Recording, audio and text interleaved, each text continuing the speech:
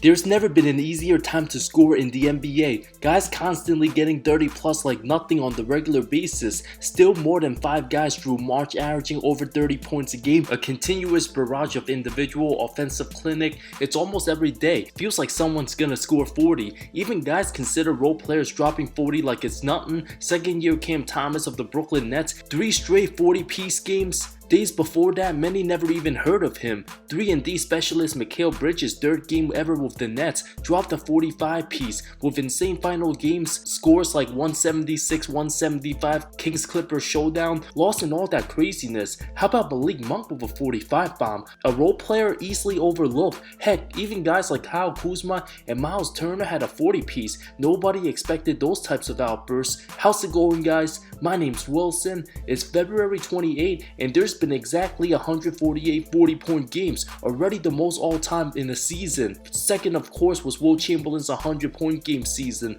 followed by the previous 4 years in different orders, 2019, then 2021, followed by 2022 and 2020, while Kobe's 06 season ranks 8th. The NBA at the peak of his offensive firepowers. There will be a time where scoring won't be as easy, with minor rule changes if players do decide to play for real. This is the highest scoring year easily in the modern era. Only before 1971 did the league average above 114 points in the season, with 118.8 the highest. If the game was played the way it was 10 years ago, less threes and more traditional post-up, is clearly a fact that players wouldn't be scoring 50 on the weekly basis. After the 71-point bombs from red-hot Donovan Mitchell and Damian Lillard, Kobe's 81 all of a sudden seems more breakable by the day, which could be done possibly within the next several years, while Wilt's 100 very hard to pass. Dame and D-Mitch still needed 30 more points to surpass that. It would require a quadruple overtime scenario game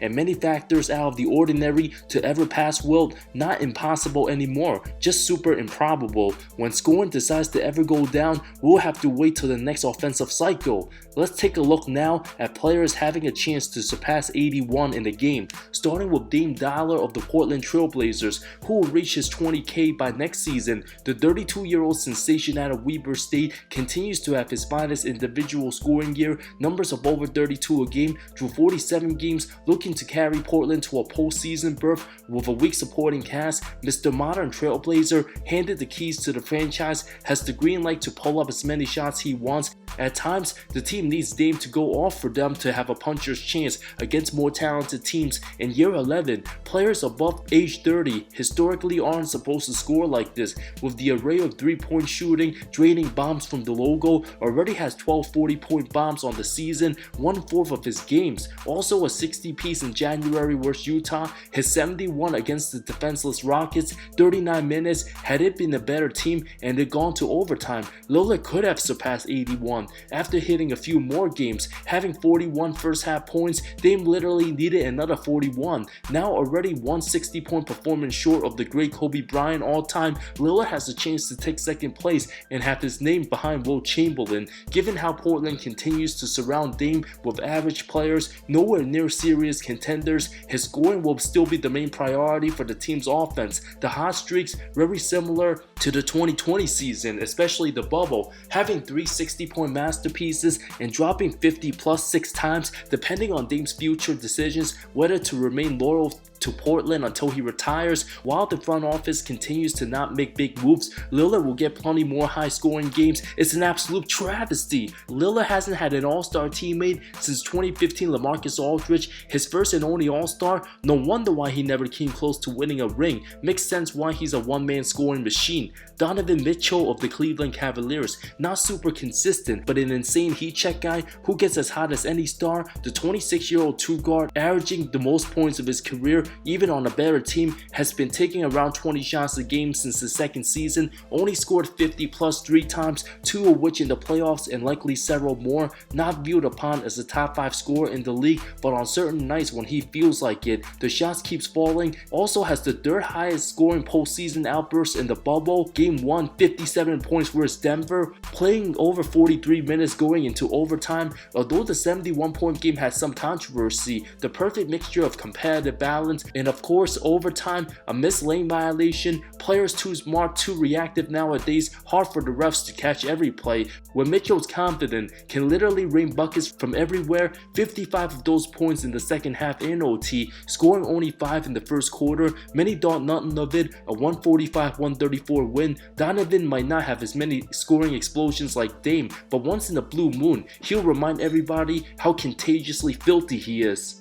Suppose he drops 25 first half points, then gets hot and adds another 25 in the third quarter. One of those stars who drives off firepower momentum. The next game, Mitch only had 6 baskets for 20 points. The game before the 71-point outburst, only scored 15 points. Luka Doncic, the now 24-year-old, continues to prove why he's one of the top players in the game. High usage will be much harder for him to do whatever he wants, sharing the floor with any elite scorer in Kyrie for now. Who knows how much longer that'll last. First several games with Irving, Luka hasn't had a 40-point game yet. Already 4 50-point games on the year, including 60 versus New York, 21 boards, 10 assists, video game numbers, clutch shots. 4 of his 5 50 pieces came from this season, and still very young, likely still a few years away from his prime, which is even scarier. If Irving does in fact stay, Doncic won't need to shoot too much or drop 40 when Kyrie gets hot, but knowing his current teammates tend to be unavailable many games, there'll be times for Luka to have fun torching other teams.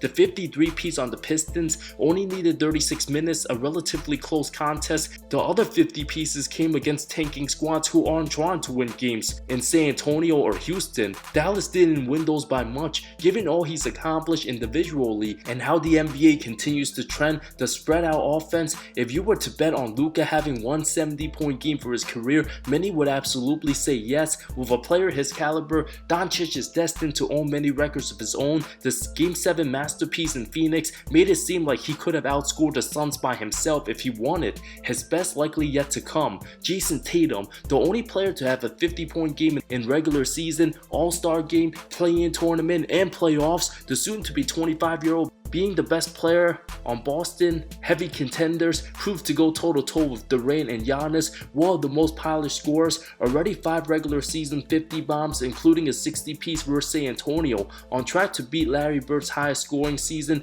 by a Celtic, proved to the world he's MVP caliber and likely remain one of the few legit candidates for the next decade or so. Can score from anywhere, one of the best tough shot makers, already a better scorer than prime Paul George, has a PG smoothness to his game, a polished 3-level scorer, jack of all trades, one of the future games when he's feeling hot and knows everyone needs him to be aggressive. If Tatum reaches 50 in a competitive contest still in the third quarter, he'll definitely be thinking about his idol's 81. Nobody on this list would feel happier than JT if he gets a chance to surpass Kobe's 81-point game and be mentioned in the same sentence. Joel Embiid, perhaps on his way to winning back-to-back scoring titles, the soon-to-be 29-year-old continues to impose his will, super defined all-around scoring abilities as a 7-footer, beat guys in many ways, a team with weak defensive bigs having absolutely no chance guarding Joel. His incredible 59-point game versus Utah, one of the most flawless efforts, just under 37 minutes, had Lowry Marketing and Kelly Olynyk guarding him. If Embiid gets that matchup 10 straight times, he honestly might have a slight chance of Wilt's 100,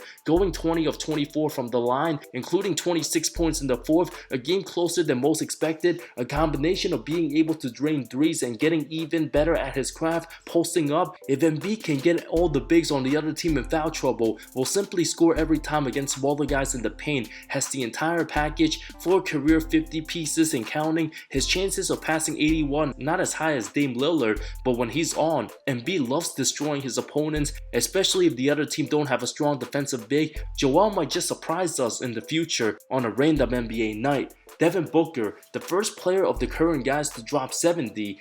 When hot, Book can light it up in a hurry, accomplished the 70-point way back March 2017, age 20, his second season in the league at Boston, 121 of 40 from the field. Although many were unhappy with his play, doing lots of work in extended garbage time, the game was never close, scored the last 16 points the last 2.5 minutes, while being down almost 20. Phoenix also fouled Boston intentionally to get a few more extra possessions. Since then, Book had 50 plus points 4 different occasions, most recently 58 versus New Orleans December 17th, went 21 of 35 from the field, 6 3-pointers, 16 of 17 from the line.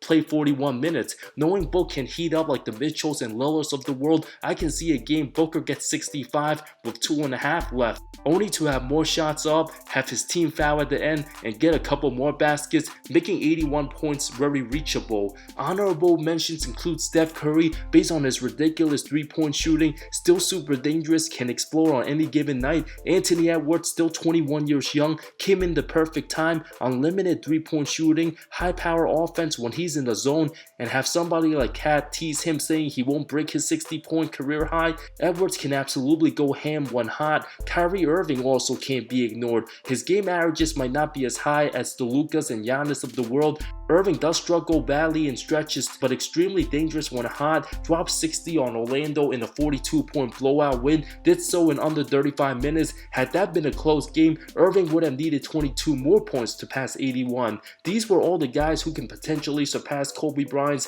81-point modern-day achievement, while prime Klay Thompson and prime James Harden also had a chance to pass 81 had they played in the fourth quarter while scoring 60 at the end of 3, both out of their scoring primes. Now, who knows how the league will change when generational prodigy Victor Wembanyama enters the league, drains threes, and dunks on everybody. If I had to choose which guy on this list has the highest chance, I'm going with Damian Lillard. Given his supporting cast not good, can get hot similar to Curry, hit a dozen threes, be in super close games, seeing his name on the 60-point list right behind Kobe. Lillard might also find himself in a crazy situation if it comes down to the last game of the regular season and needs 82 points to become the scoring champ. David Thompson dropped 73 while George Gervin needed 59 and dropped 63 to win the scoring title. A scenario like that can likely be possible for Dame. Who's your pick on somebody surpassing Kobe's 81? Will it happen in the next 5 years, several years, or even before the end of 2023? Let me know your thoughts. Love y'all. See you next time.